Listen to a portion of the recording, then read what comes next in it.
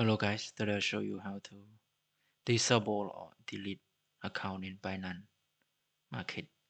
So you make sure you log in your account and then click on here and click on security. Scroll down. Here you see here account activity. Click on this one, disable account.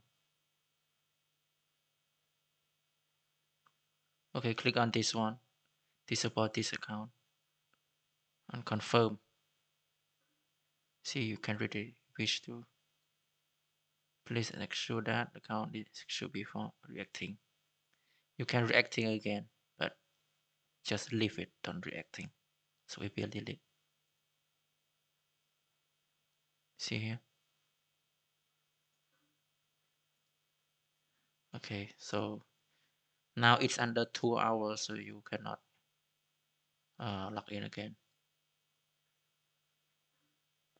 See, say I want to unlock. It's under 2 hours, so just leave it.